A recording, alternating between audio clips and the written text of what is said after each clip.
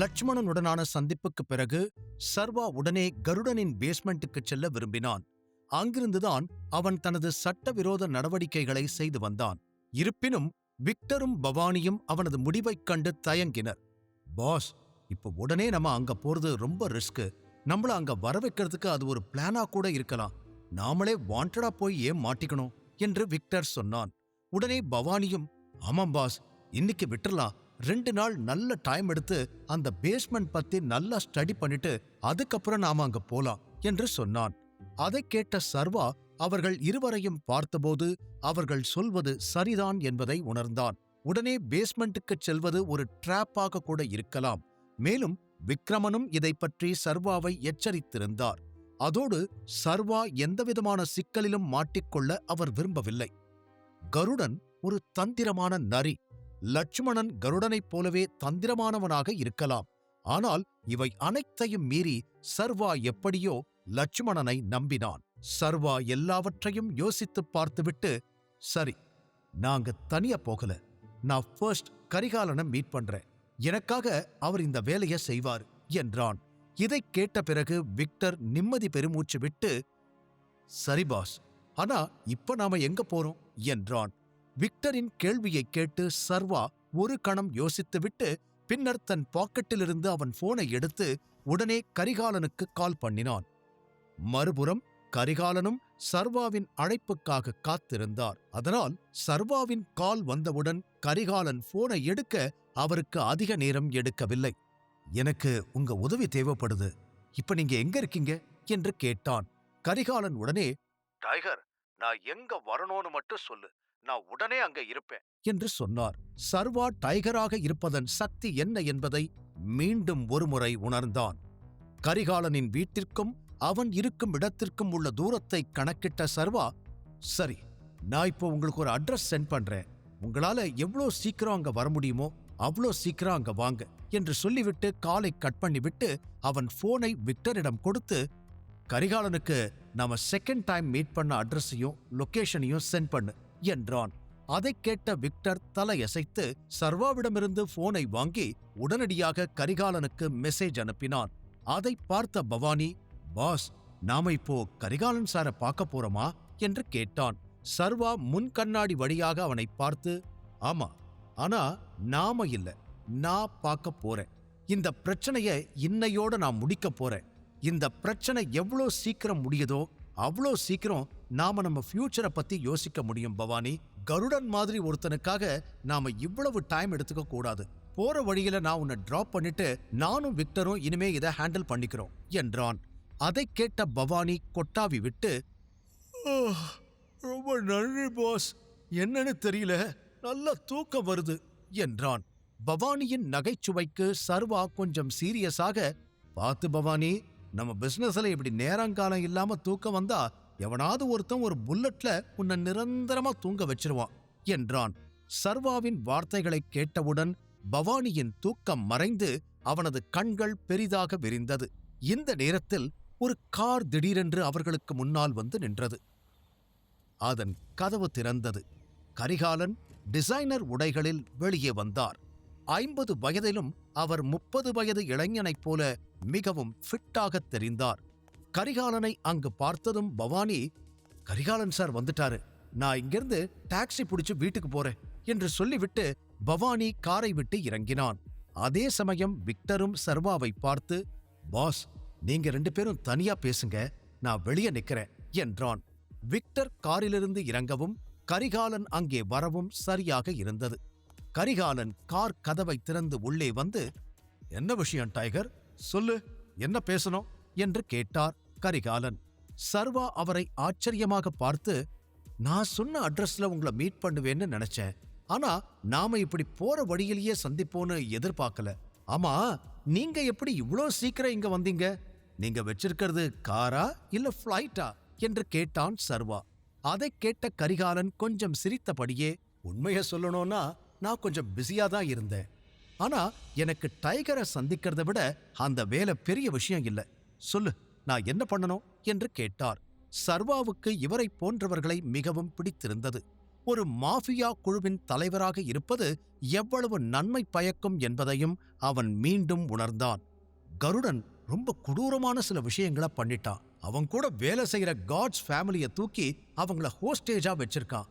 நான் அவங்கள காப்பாத்தி வெளியே கொண்டு வரணும்னு நினைக்கிறேன். அவங்க எல்லாத்தையும் அவன் அவனோட பேஸ்மெண்ட்ல மறைச்சு வச்சிருக்கிற மாதிரி எனக்கு இன்ஃபர்மேஷன் வந்திருக்கு என்று கொஞ்சம் விளக்கி சொன்னான். அதை கேட்ட கரிகாலன் சிறிது நேரம் அவனையே பார்த்துவிட்டு, உங்க 2 பேருக்கும் நடுவுல என்ன நடந்துச்சு என்று கேட்டார். அதற்கு சர்வா, அது ரொம்ப பெரிய கதை. ஆனா முக்கியமான விஷயம் என்னன்னா, அவன் ஆதிசேஷனை எனக்கு எதிரா யூஸ் பண்ண பார்க்கறான் என்றான். என்ன என்று கரிகாலனின் கண்கள் கோபத்தால் நிறைந்து, நீதான் டைகர்னு அவனுக்கு தெரியுமா? அது தெரிஞ்சும் அவன் மிரட்டுறானா என்று கேட்டார். அதற்கு சர்வா, இல்ல, அவன் என்கிட்ட பர்சனலா எதுவும் பண்ணல. ஆனா அவன் எனக்கு ஏதோ பெரிய ஸ்கெட்ச் போட்டுட்டு இருக்கிற மாதிரி என்னோட ஸ்பை கிட்ட இருந்து நியூஸ் வந்துச்சு. ஆனா அதையெல்லாம் அப்புறம் பாத்துக்கலாம். இப்ப நாம அந்த ஃபேமிலிய அங்கிருந்து வெளியே கொண்டு வரணும் என்றான். கரிகாலன் உடனே ஒருவித சந்தேகத்துடன், ஆனா டைகர், அது யாரோட ஃபேமிலி என்று கேட்டார். அதற்கு சர்வா, என் ஸ்பையோட ஃபேமிலி. அவன் ஃபேமிலிய சேஃப்டியா அங்கிருந்து வெளியே கொண்டு வந்து அவன் கையில ஒப்படைக்கிறேன்னு நான் அவனுக்கு ப்ராமிஸ் பண்ணிருக்கேன் என்றான். அதை கேட்ட கரிகாலன் உடனே, எனக்கு தெரியும் டைகர், என்ன நடந்தாலும் நீங்க உங்க வார்த்தைய காப்பாத்தணும். சரி, அத நான் பாத்துக்கிறேன். அந்த கருடன் அவன் வீட்ல இல்லாத டைம்ல நான் அவனோட பேஸ்மெண்ட்குள்ள போறேன் என்றார். சர்வா உடனே, அது எப்போ என்று கேட்டான். சர்வாவின் கேள்வியை கேட்டதும் கரிகாலன் ஒரு கணம் யோசித்துவிட்டு சர்வாவை பார்த்து, இன்னைக்கு நைட்டே நான் போறேன். ஏன்னா நம்ம எதிரி அலர்ட் ஆகிறதுக்குள்ள நாம நம்ம காரியத்தை முடிச்சிட்டு வெளியே வந்துடணும் என்றார். அதை கேட்டு சர்வா சிரித்தான். இந்த மாஃபியா உலகில் தான் இன்னும் நிறைய விஷயங்களை கற்றுக்கொள்ளவும் தெரிந்து கொள்ளவும் வேண்டும் என்று உணர்ந்தான். இருப்பினும் தனக்கு கற்றுக் கொடுத்தவர்கள் எப்போதும் கரிகாலனைப் போலவே தன்னுடன் நிற்பதில் அவன் மகிழ்ச்சி அடைந்தான்.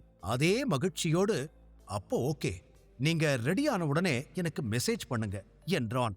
அதற்கு கரிகாலன் தலையசைத்து, கண்டிப்பா நான் ரெடி ஆயிட்டு மெசேஜ் பண்றேன். ஆனா இவ்ளோ லேட் நைட்ல வீட்டை விட்டு வெளியே வர முடியுதா டைகர் என்றார். அவர் என்ன சொல்கிறார் என்று சர்வாவுக்கு புரியவில்லை. சர்வா குழப்பமடைவதை கவனித்த கரிகாலன், நான் என்ன சொல்ல வந்தேன்னா, கல்யாணம் ஆயிருச்சு. அப்படி இருக்கும்போது ஹோம் மினிஸ்டர் எப்படி இந்த டைம்க்கு வெளியே விட்டாங்கன்னு கேட்டேன் என்றார். அதை கேட்டு சர்வாவும் கரிகாலனும் சிரித்தனர். சர்வா அதற்கு, அதை பத்தி எந்த கவலையும் இல்ல அங்கிள். என்னோட ஹோம் மினிஸ்டரால சர்வாவை மட்டும்தான் தடுக்க முடியும், டைகரை இல்ல என்றான். அதை கேட்டு கரிகாலன் புன்னகையுடன் சர்வாவின் முதுகில் தட்டினார். சர்வா மேலும், எது எப்படியோ, எனக்கு இந்த வேலை ரொம்ப இம்பார்ட்டன்ட். அதனால இன்னைக்கு நான் வீட்டுக்கு போக மாட்டேன். நான் இங்கதான் பக்கத்துல உங்க மெசேஜுக்காக வெயிட் பண்ணிக்கிட்டு இருப்பேன் என்றான். அதற்கு கரிகாலன் சம்மதத்துடன் தலையசைத்து, கண்டிப்பா டைகர், அப்புறம் இத பத்தி நீ விக்ரமன் கிட்ட சொன்னியா இல்லையா என்று கேட்டார். அதை கேட்டு இல்லை என்று தலையசைத்த சர்வா, இத பத்தி நான் இன்னும் விக்ரமன் அங்கிள் கிட்ட சொல்லல. வரப்போற மீட்டிங்ல எல்லா சீனியர்ஸும் இருக்கும்போது இத பத்தி சொல்லிக்கலான்னு விட்டுட்டேன் என்றான். அதற்கு கரிகாலன், அதுவும் சரிதான். ஆலியா சீக்கிரம் திரும்பி வருவான்னு நம்புறேன். அதுக்கப்புறமும் ஒரு மீட்டிங் நடத்தணும் என்றார். சர்வா உடனே, நான் கண்டிப்பா ஆலியா கிட்டையும் இத பத்தி பேசுவேன். ஆனா இந்த வேலை முடிஞ்சதுக்கு அப்புறம் என்றான். அதை கேட்ட பிறகு கரிகாலன், சரி டைகர், அப்போ நைட் பார்க்கலாம் என்றார். அதற்கு சர்வா சரி என்று தலையசைக்க கரிகாலன் சர்வா காரிலிருந்து இறங்கி அவரின் காரில் ஏறினார்.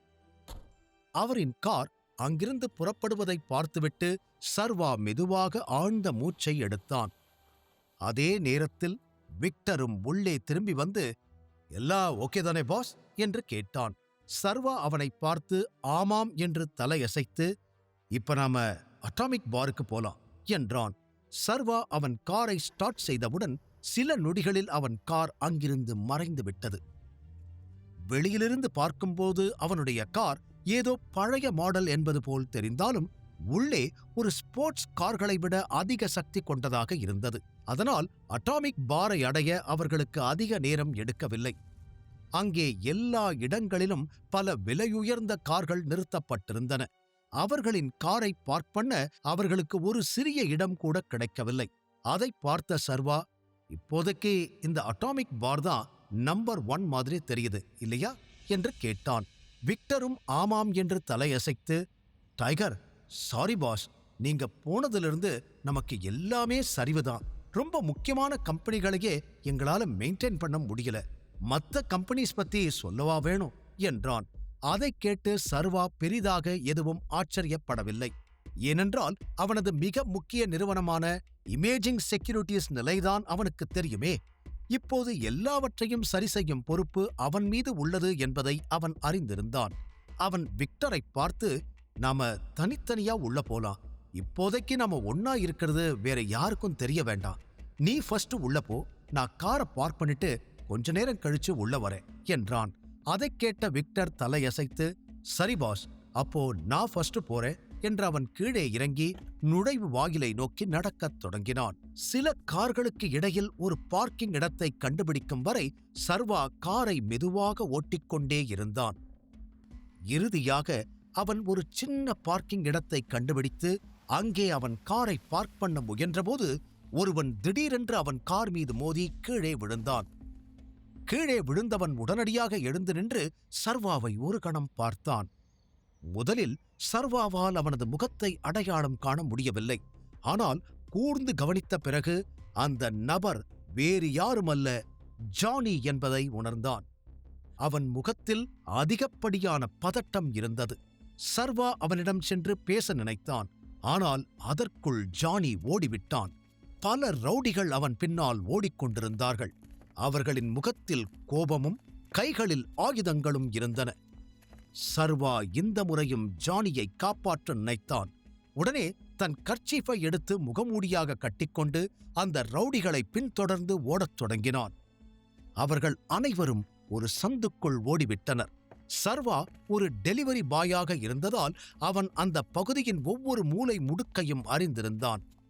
அதனால் அந்த ரவுடிகளை எப்படி சுற்றி வளைப்பது என்பதும் அவனுக்குத் தெரியும். சர்வா அந்த சந்துக்குள் நுழைய வேறொரு பாதையில் சென்று சிறிது நேரத்தில் அந்த சந்துக்கு வந்தான். அப்போதுதான், ஏய், அவன் இங்க இருக்கான்டா என்று யாரோ கத்துவதைக் கேட்டான். அதைக் கேட்ட சர்வா வேகமாக சப்தம் வந்த தெருக்குள் ஓடும்போது அவன் மீண்டும் ஜானி மீது மோதினான். இந்த முறை ஜானி கீழே விழுவதற்குள் சர்வா பிடித்து மேலே இழுத்தான்.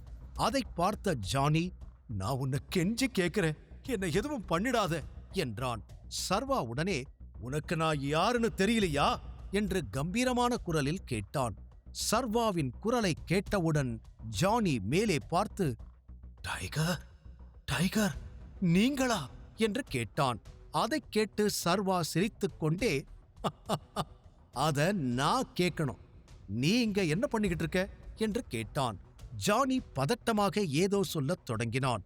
ஆனால் அவன் எதுவும் சொல்வதற்குள் பின்னாலிருந்து, டேய், இங்கதான் இருக்கியா என்று ஒரு குரல் எதிரொலித்தது. அதைக் கேட்ட ஜானி, டைகர், ப்ளீஸ், தயவு செஞ்சு என்னை காப்பாத்துங்க என்று ஜானி டைகரின் முன் கெஞ்ச ஆரம்பித்தான். அந்த ரவுடிகளுடன் சண்டையிட்டு ஜானியை காப்பாற்ற சர்வாவால் முடியுமா? டைகரின் உண்மையான ஐடென்டிட்டி ஜானிக்கு தெரிய வருமா? முழு கதையையும் கேட்டு மகிழ பாக்கெட் FM ஆப்பை டவுன்லோட் செய்யுங்கள். லிங்க் டிஸ்கிரிப்ஷனில் கொடுக்கப்பட்டுள்ளது.